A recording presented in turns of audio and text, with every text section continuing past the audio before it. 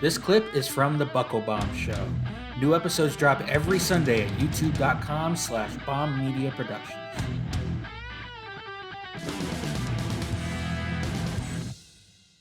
We're going to do a little preview and go run down each of the matches and what we think might happen for WrestleMania here. I do want to do a quick note, a programming note here. Next week, on Saturday and then on Sunday, we'll be live streaming during WrestleMania. So me and Tony will be here at my house. We'll throw a camera on us and we'll be drinking some beers and having some fun watching the show. So join us. I think we'll start live streaming probably at 7:00 each night. That's probably sounds about the right time we'll do it. If that changes, I'll throw that out there and let everyone know. But 7:00 Saturday and Sunday night, we'll be live streaming WrestleMania and giving our live opinions and thoughts of what's happening and going on. So we'll start off here. We've got the Saturday night, and the first match we'll talk about will be the women's tag team title match, 4-way tag team match with the champions, Queen Zelina and Carmella. And let me find it here. They've got this thing all screwed up. Queen Zelina and Carmella are the champions versus Sasha Banks and Naomi versus Natalia and Shayna Baszler versus Rhea Ripley and Liv Morgan. Certainly one of those matches, again, to get a lot of the girls on the card. What do you think about this match? Are you excited for it? Who do you think is going to win? The way they've been getting pushed and shared around by WWE, and they're showing it on television, they're showing it on their socials. How does Rhea Ripley and Liv Morgan not win this match? I agree. You're gonna have Sasha Banks and hopefully again Naomi get pushed into more of a women's champion picture here coming after WrestleMania. Carmella and Queen Vega, they're not getting any kind of help from this title run they're on right now. They're the wrestlers that really don't need that title to help further their characters. I mean, you already have Selena Vega as Queen Selena, and Carmella was doing like reality YouTube shit. So it just, in my mind, it has to be Rhea Ripley and Liv Morgan going on as champions. They're the only two that even strike me as remotely an actual tag team in this, because I haven't been following the women's tag team scene because it's WWE. They don't give a shit about their tag teams. They don't give a shit about the women. That's always been Vince McMahon. He focuses on the singles. Tag teams to him are a promotional tool for the singles. So you'll throw two big stars together to make a tag team. And that looks like what they're doing here. Like Sasha Banks and Naomi together. You've got Natalia and Shayna Baszler together. Some of these are very disparate personalities that you're just throwing together.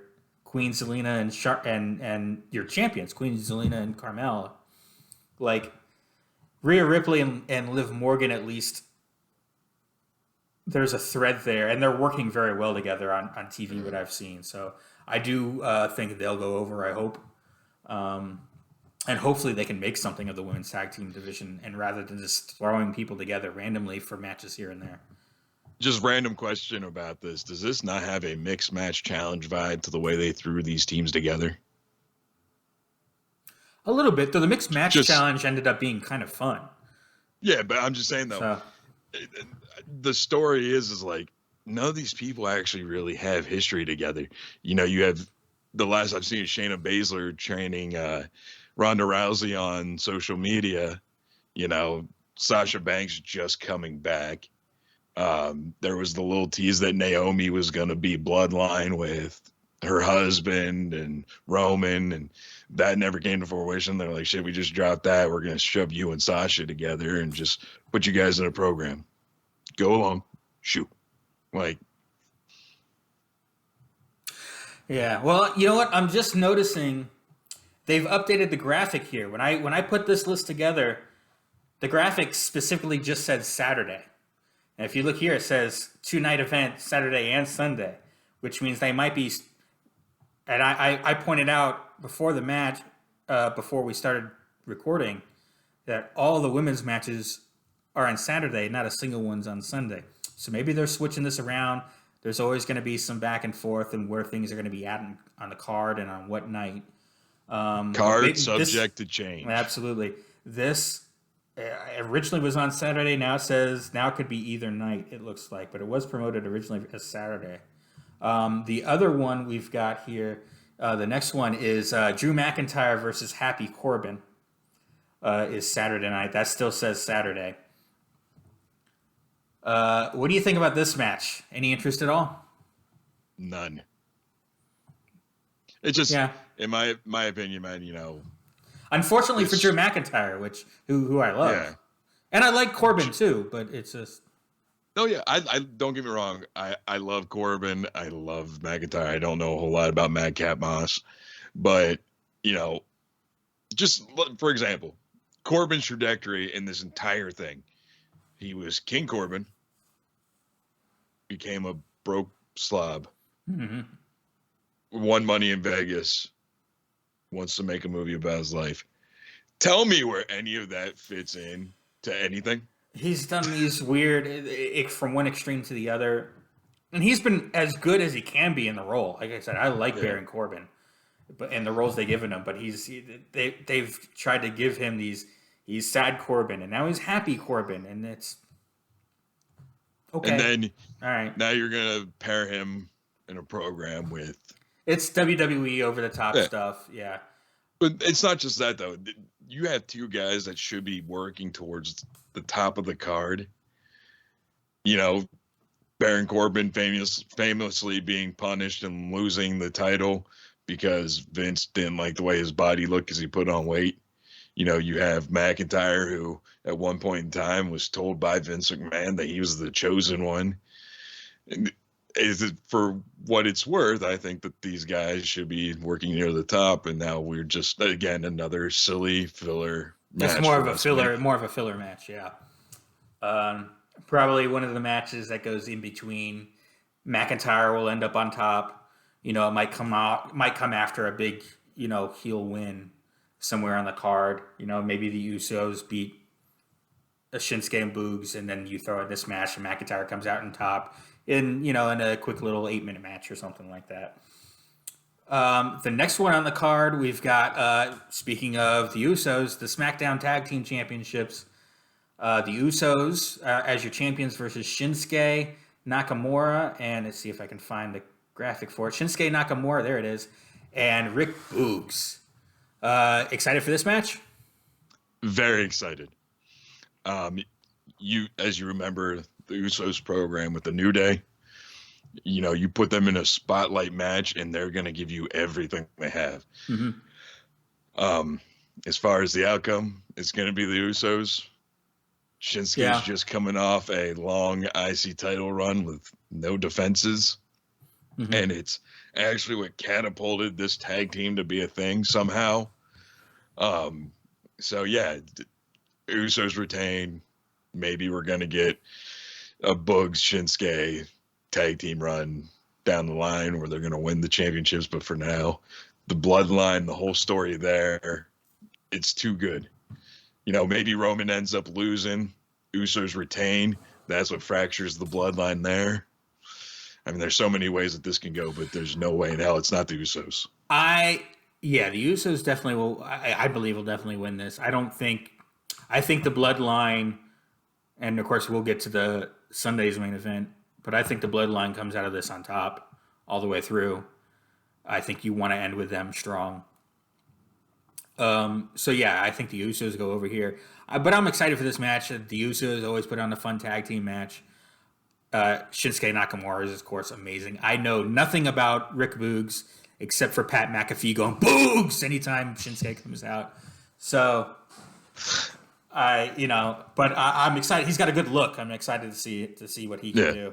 The next match we've got on Saturday is another tag team match. Rey and Dominic Mysterio versus Logan Paul and The Miz. Any excitement for this match? This is another one of those celebrity matches. All right, so I'm going to get a lot of shit for this. I am genuinely excited for this match. Good. So, I don't know if you've seen any of the footage or anything like that, but Logan Paul actually has been putting in the work trying to learn the sport. Oh, yeah. He's also a high school and collegiate wrestler, amateur wrestler. You know, some would argue that he has just as much experience in wrestling as Dominic Mysterio. Him and The Miz play very well off of one another. Unfortunately, I don't think he's found all of his charisma yet in terms of a character, because sometimes he's like a wet piece of cardboard.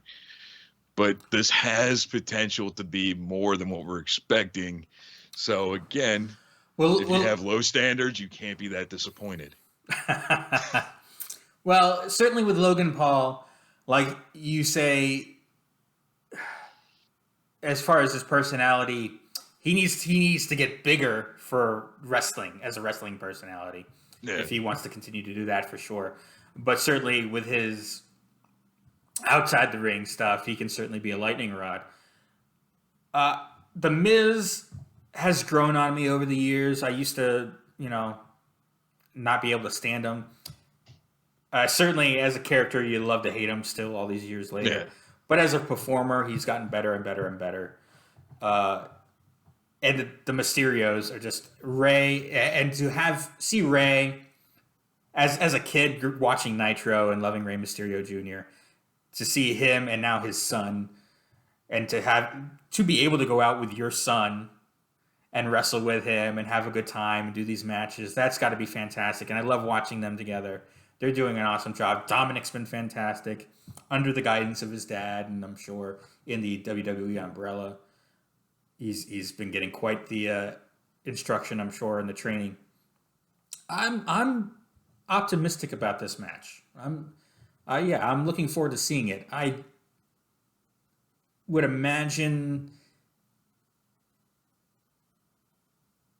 because they've been teasing, like with the Miz and Logan Paul, at least what little I've seen of the story, is that Logan Paul's been like, "Whoa, Miz, why are you being that big a dick? Whoa, what's going on here?" Yeah. So I would imagine either Logan Paul goes full heel and him and Miz end up on top, or Logan Paul ends up turning on Miz at some point or kind of walking out, and you get a win for the Mysterios here, and Logan Paul will be with the Mysterios at the end of the match. Well, it's going to go a little bit deeper than that, because if I'm not mistaken, it's been reported that Logan Paul signed a, not like years long term, but a long term enough to tell an entire story kind of contract with WWE. So he'll be sticking around. Yeah, he's going to be sticking around for a little bit, is my understanding. So then maybe the first thing I said, where he goes full heel with The Miz and they end up on top of the Mysterios, and then they can continue that story going on through WrestleMania Backlash and all that stuff. All right. Yeah. All right, the next match, another women's match, the Raw Women's Championship match. Becky Lynch will be defending against the EST, Bianca Belair. Your thoughts on this match? You excited about it? This is going to be a match that has a lot of potential. I think the build-up for it's been fantastic. Who can kick the shit out of who the worst each week is the hero weapon. All this stuff that they're building into this story about why there's so much bad blood between these two. So, yeah, I think this match has the potential to be, again, kind of like we were talking about earlier, one of those sleeper classics where maybe you're not expecting much out of it, but I think at the end of the day, this is going to be one that lives on in WrestleMania history. As long as this gets the time, because as fantastic a match as this could be, and probably will be, this is actually ends up being a little bit lower on the card, especially even on Saturday. There's you've got the star power of Logan Paul and Steve Austin. You've got Ronda Rousey and Charlotte Flair up top. So this might end up being middle of the card on Saturday. But if you give it time and you make it one of the premier matches, this can certainly be maybe what steals the show, is certainly for night one. And I'm certainly excited about it. Who do you think goes over? That's a toss-up to me. There's various reasons for why I think each one of them could potentially go over. But then you think about who needs it more right now. That would be Bianca Belair. Definitely needs it more. But are Seth and Becky turning into the new Triple H and Stephanie at the WWE backstage? That's why I'm so torn on this. I can't pick a winner, but Bianca, fuck it, I'm going Bianca. Lock me in. I think Bianca goes over too. Though certainly Becky still might be their biggest, certainly their biggest female star and one of their biggest stars in the company for sure. So maybe you keep her. She's on this heel run right now. Maybe you keep the title on her for a little while longer. But Bianca Belair, I think, deserves another run with that title. The way it ended before, with the returning Becky Lynch, and people harped on it at the time, like, oh, Bianca got screwed. But if it leads to a championship run post WrestleMania with Bianca Belair, that can really be something. Return matches, Mania Backlash, all that stuff. I think Bianca could and should win, and that's my prediction. If WWE's smart, we know they're not. I'm kidding. Kind of. The next thing we've got on the WrestleMania card for Saturday is the KO show, the big confrontation between Steve Austin, Stone Cold Steve Austin, and Kevin Owens. What do you think's going to happen here? They both go to throw a stunner at the same time. They kick each other in the breadbasket, and they lay there winded and can't get up. No. Yeah. I mean, great. Let's be honest. They're trying to make this into something more than what we're getting. By the way, I thought Kevin Owens coming out of Stone Cold was absolutely brilliant. He swerved the crowd twice with the Stone Cold music. Yeah. Can't catch a beer worth of shit. Though, to be fair, like if you're... And I usually love the whole, teasing them with the music and whatever. But usually the one you're teasing with that music comes out later on the show. Yeah. They didn't hear it. Ooh, man, if you're in that crowd and holy shit, Stone Cold's here, and you saw the crowd react, oh my God, there are people crying in the crowd. And then, of course, out comes Kevin Owens. The only thing I can compare this specific one to with the music is Shawn Michaels back in the day before Bret Hart returned. This is like 2005. And I didn't watch it live, but I've seen the video since. And they're in Montreal. So the crowd's just throwing... And I think Shawn was a babyface at the time, but the crowd's just throwing so much heat at Shawn. And, of course, Shawn's leaning into it. And they even play Bret Hart's music. And Shawn's like, ah. And then he starts laughing. I got you! So great. Such a heel thing to do. So fantastic. Yeah, I loved it. I mean, let's be honest here. We know that this is just going to be throw a stunner, drink a couple beers, flip off the crowd, walk out. It's not going to be much more than that. You might get like a. I think it'll be a little bit more. It's obviously not going to be a full match. It's going to be like a 3-minute Donnybrook. I think I think WWE wanted a full match, and Stone Cold was like, I don't care how much money you throw at me. I can't do a full match. I refuse to do it because of I'm not going to go out there in my gear. I'm not going to go out there and do anything called a match because it might screw with my legacy. But do you think he saw those? I can go out there and he can do a brawl. No, that certainly that could be part of it. But he could go out there and brawl with Kevin Owens, and Kevin Owens is an incredible talent and can certainly help Steve Austin look good. And they can throw a couple of stunners back and forth and whatever, and then you end up with Steve Austin on top, of course, dousing Kevin Owens in beer, and, maybe you even get a middle finger or two, and Stone Cold's music plays, and that might actually be what ends WrestleMania Saturday night. Certainly if the next match that we're talking about is originally supposed to be the main event for Saturday night, but there's rumors that they're switching it up, and we'll see what happens. It's always, again, card subject to change. They might end WrestleMania Night 1 with this, which will definitely end up with Steve Austin over Kevin Owens, because I think you end Night 1 happy. Yeah. So, do you agree? You think that's how it, whether or not this is last on the show, do you think Steve Austin ends it on top? I think Steve Austin ends it on top regardless, because you're going to want to protect the legacy that is Stone Cold Steve Austin. Well, sure, but, there's also the whole, giving back to the business pal kind of aspect where Kevin Owens is there every day, and he's, you want to put him over. You don't think that's worth, maybe having him go over Steve Austin here in some way, shape, or form? Yeah, I can see that being a thing, but let's be honest. I mean, I certainly think Austin would be willing to do that, but yeah, but since his retirement, what has every one of his WrestleMania appearances been for the most part? Right. Glass shatters, stuns a new guy, drinks a couple beers, leaves. Right. But again, this is being promoted as something more than that. True. Whether or not it ends up being something more, that's why I think it's certainly going to be a back and forth at the very least. But I do believe we'll see Austin on top at the end. And that'll take us to the next match, what may or may not be the main event for Night 1 of WrestleMania, the SmackDown Women's Championship match. Charlotte Flair versus Ronda Rousey. Excited for this match?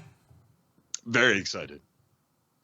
Now, let me be completely upfront, and I don't know if this is too much of a spoiler, but a heads up for the next Heat Seeker segment after WrestleMania weekend is going to include something about this, because if their main event gets pushed for something like the KO show, it's going to show WWE doesn't give a shit about women's wrestling.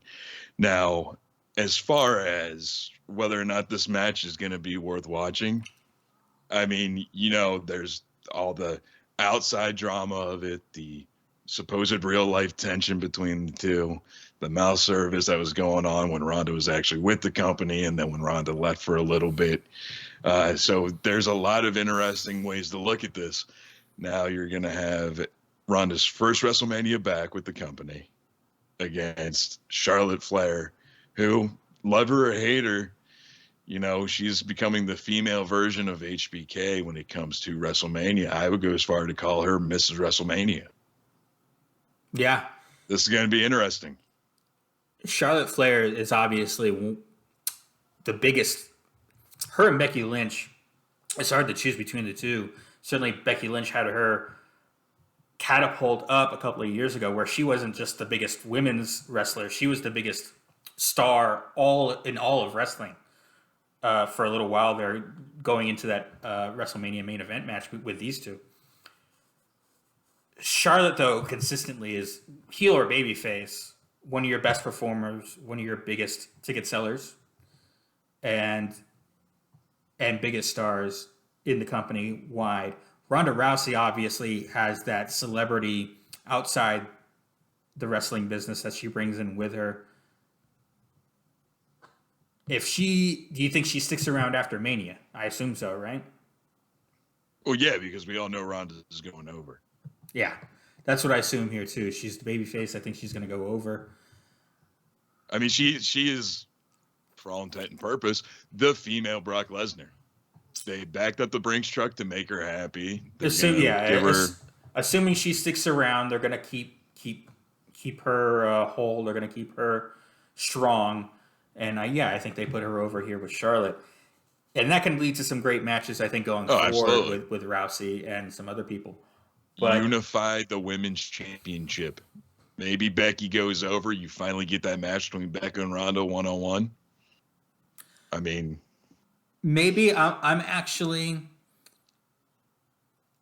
for all my talk about there being too many titles, I don't know if unifying the women's world championships is the right move just yet. But because I want, Now, if you build up the tag team titles, then it's time because you can have plenty of your women in the tag team division with actual real tag teams, and you can still have some women up in the main event world title scene, or maybe unify the titles and then have a TBS title, a secondary title for the women. Might be a better move. But yeah, I think Ronda Rousey goes over. You keep her strong. You do some fun stuff here, and that'll end it. So either way, whether they end with a KO show or they end with this match, we think they're ending night one with the fans happy. Babyface going over. All right. From there, we'll go into now. Before we go into Sunday, we'll throw the wild card in here, and we'll talk about Seth Rollins and Cody Rhodes and what might happen, what we think will happen. What do you think happens with Cody Rhodes if he makes his debut here, and what happens with Seth Rollins? Do you think that match happens Saturday, Sunday? But we all know it's going to happen Sunday. I think, what was it, 2016, April 3rd, 2016, AT&T Stadium was Cody Rhodes' last match with WWE at a WrestleMania. Now we're coming around full circle to April 3rd, 2022 from AT&T Stadium for a WrestleMania. If what we said doesn't happen, because like we said, there's still one more Raw before WrestleMania, never say never in the business. Maybe we get a little segment where it's just Seth Rollins hijacking TV time, bitching and complaining. And then all of a sudden, Cody's music hits, and here comes Homelander. I'll never not call him Homelander if he's wearing that shit. Right. Yeah, I think the match, and you can certainly see the card is now we got the women's tag team match, 4-way tag team match. It looks like might be moving to Sunday. We'll see. But last I saw it was Saturday. Or maybe that's pre-show material. We'll see. But as of right now, Saturday's got the larger card. 7 matches on Saturday to just 5. Counting the KO show as a match, 7 on Saturday to 5 on Sunday. So I certainly think any sort of Rollins Cody Rhodes match happens Sunday. Do you think there's any possibility, whether we tease it tomorrow night on Raw or not, do you think there's a possibility if they don't mention Cody Rhodes tomorrow night, do you think maybe on Saturday Seth Rollins is causing some kind of ruckus, trying to get on the show or whatever they might do in the story with Rollins, and then here's Cody Rhodes and he makes his appearance on Saturday, and then they announce tomorrow Seth Rollins versus Cody Rhodes? Do you think that's a possibility? That is a possibility. However, unfortunately, if you don't have that aspect tomorrow night on Raw of holy hell, Cody Rhodes is back, he's back in the WWE, and you don't make any mention that there could be something between them at WrestleMania, then I just expect it's going to be a run and pop. You get the crowd hyped, get the crowd live, heading into the next match that maybe they don't have a lot of confidence in, to get the crowd as hype. Kind of a little fuel to the fire. Maybe. Because we could also be looking way too much into this, because you got to think of the caliber of matches that they have going on Sunday night. Maybe they want to give those a little bit more time. Maybe. I mean, we'll see. I mean, that's certainly possible. And speaking of the caliber of matches we have, a really great match that I think will take place, the first one we'll talk about for Sunday, Johnny Knoxville versus Sami Zayn. What do you think about this one? I'm not excited for it. No, let me take that back. I am and I'm not, because like I said before, I thought we were heading towards the Intercontinental Championship match involving Johnny Knoxville, and I'm fortunate that's not the case. Now, do I think that this match has some sort of potential to be awesome? Johnny Knoxville's been beating the shit out of himself for 30 plus years at this point on Jackass. You know there's going to be some sort of stunt for sure. Oh yeah, there's going to be some sort of crazy spot that's going to take everybody's breath away. And, now that we don't have Shane McMahon to jump off a Hell in a Cell every WrestleMania, this could be a nice little replacement. But yeah, it's not going to be clean. It's not going to be nice. And Nothing. sure ain't gonna be pretty. It's one of those. Here's your WrestleMania, celebrity, and it's By a match. the way, hats off to Sami Zayn, man. If there is one person that's figured out how to hack into the WWE coding and just make the company his at every angle, who's statistically somebody who shouldn't even be with the company anymore. Yeah. Yeah. Agreed. Him and R-Truth, I think, are the two that they've hit this specific comedy character niche that's just pure WWE. They'll never be main event, but they've got a niche where they'll make money and they'll be a WWE lifer. So. Oh yeah. All right. So the next one we can talk about on Sunday is for the WWE Raw Tag Team Championship match. I think it's further down here. RK Bro versus the Street Profits versus the Alpha Academy. Alpha Males.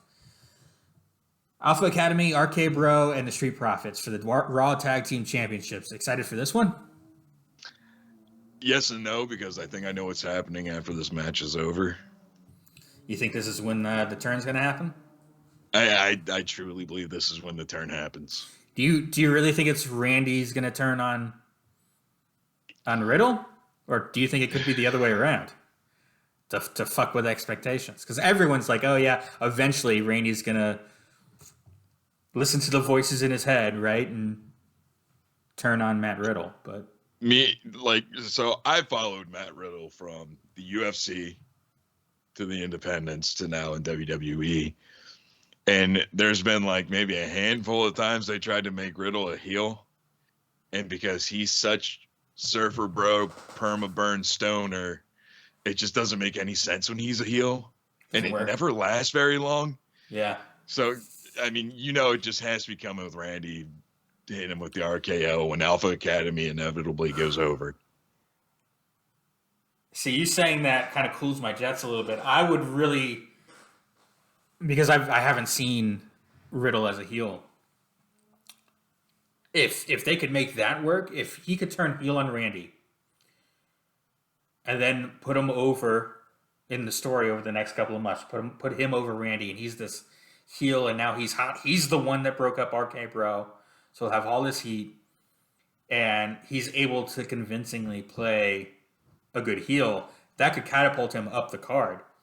I truly believe. But if you say he's not a believable heel, not even close, man.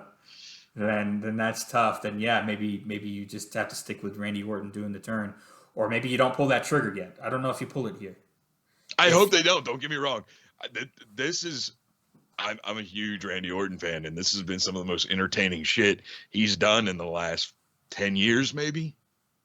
I mean, this run he's having with Riddle right now, it's hilarious. Down to, that little brief, there's a bag of weed on the table. You better share that shit with me. They're actually letting Randy show his personality besides being the apex predator, the legend killer, or some kind of psycho. Right. Well, so you think the turn happens here. Who do you think wins the match then? Do you think the Profits or the Alpha Academy? You think they're the ones that get the belts? I think they do. I hope they do. To make something worth the while. I mean, think about poor Tucky getting sacrificed for this storyline to even happen and being released. You break up Heavy Machinery. Yeah. And then, of course, because of health issues, Gable's tag team partner, Kurt Angle's son, can't wrestle anymore. So now he's an agent backstage. Put these two predominantly tag team wrestlers together. They both have a similar background. They have a similar style. They are actually best friends in real life if you pay attention to their Instagram feeds. It seems like the most logical choice. I mean, usually after WrestleMania season is when you start actually getting in the mixed match challenge season. I don't know if they're going to do it this year. There's rumblings here and there whether or not they are. Bianca Belair and her husband from the Street Profits, his name's escaping me right now, are most likely going to be involved in that. So that's going to take away from the tag team titles. So the only logical option is to have Randy turn on Riddle here, and Alpha Academy are your new tag team champions. Well, how about this? I think there's a good chance RK Bro could. In fact, I'm going to officially predict them to win this match. But I think if you are going to break up RK Bro now, I don't think you do it at Mania.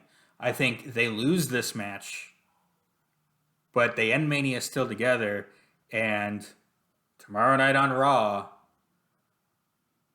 is when the breakup happens.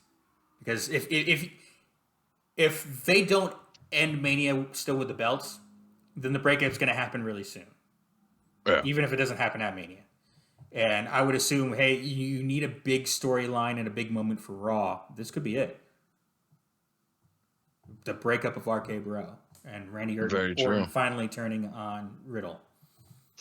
Oh, no. Hold on a second.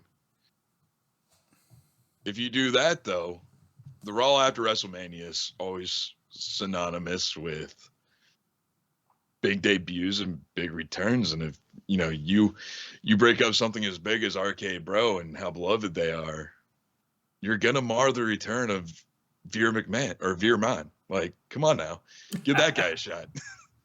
He's finally coming, bearing like a flat tire or something. We'll see if he actually shows up. He's the new Brodus Clay for sure. The next match on the card, Pat McAfee versus Austin Theory. This is one I just love. Pat McAfee. Are you excited for this? Are you? Do you expect anything with Vince McMahon to come out and take part in this at all? Or I think in the ending, yeah, I think Pat goes over, and I think Vince is going to come out. Oh yeah, because. I don't know if you've seen him actually wrestle before or not, but he's done a few independent things before he got mixed up with WWE. And his match against Adam Cole was actually phenomenal, way better than I never did watch it. I've seen clips of things, but I've never watched one of his matches all the way through. Yeah, definitely worth going back to watch him versus Adam Cole. I've always wanted to. I just never did. Yeah. And so yeah, I think Pat's going over. I think Vince comes out and gives the old slap in the face to Austin Theory, the kind of disappointed father figure angle, and that's how that's going to end. Pretty soon Austin Theory is going to have a redemption story. If that's the extent of Vince McMahon's appearance with this match, I'm fine with that. Otherwise, I really don't want him to get involved at all. Yeah. I would rather him stay out of this. Just be between McAfee and Theory. But Theory has been fun to hate. McAfee, who was a heel in NXT, if I'm not mistaken, has been just fantastic in this little babyface role here. Still being kind of the douche, but being the lovable douche in this case, which he kind of is on his podcast.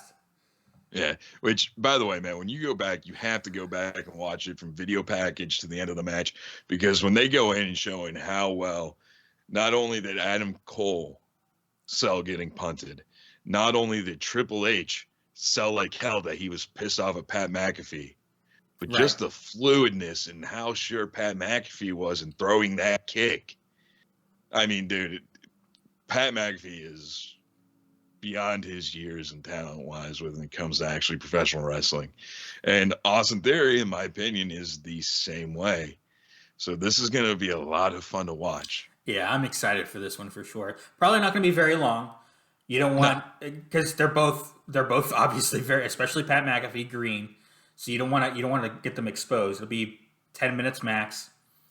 But yeah, I'm excited to see what happens in this one for sure. All right, we'll move on there to what could very well be the best wrestling match on the entire WrestleMania card, both nights. AJ Styles versus Edge. This is one I'm really excited to watch. What do you think about this? This is going to be hands down the match of both nights of WrestleMania. I mean, Edge can still go. everybody seems to forget AJ's not a young buck either. He can still go. No. There was a point in time, like I said earlier in the show, fantasy booking warfare, nerds everywhere are blowing their loads over this match. This is going to be something that, if given the time and if given the free reign of Edge and AJ Styles, is going to be something that's going to be memorable for years to come in the annals of WrestleMania history. Yeah, one thing, when you brought up the age of AJ Styles, he is, and I'm looking up here, you can see me looking it up right now. He's 44, and I'm going to get you the age of Hollywood Hogan in 1996. Whoop.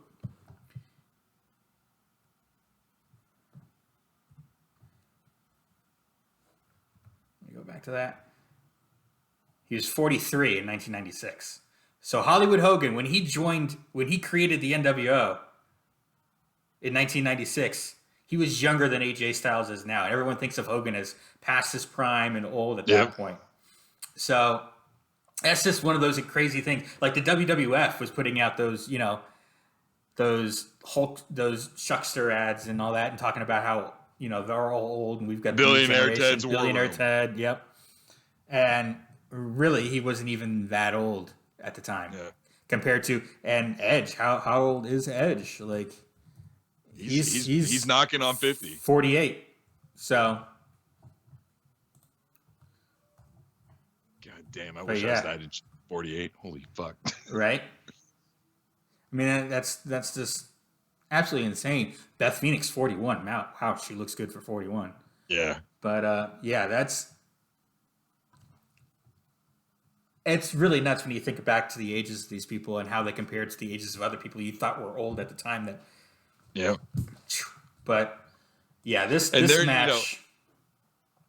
Go ahead. There isn't one person out there saying that AJ Styles is past his prime or can't go anymore, or he's a relic from a forgotten era of wrestling.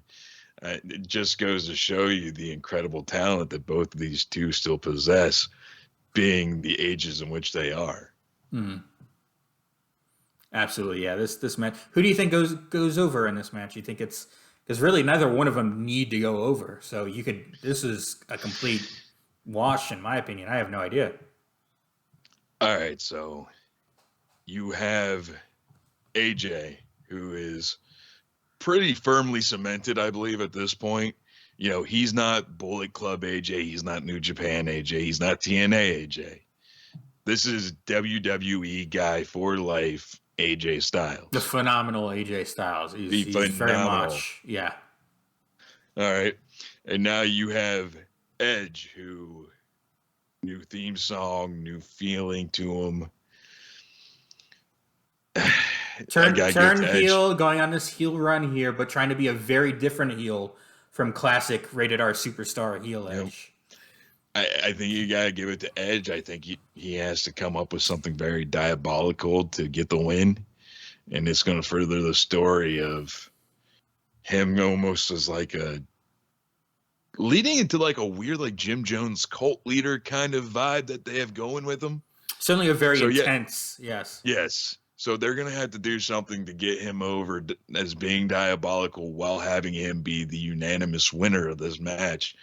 I got to give it to Edge. If assuming Edge is going to stick around for a little while, obviously they're going to go with this character. In that case, I do think Edge will go over here to keep that character hot.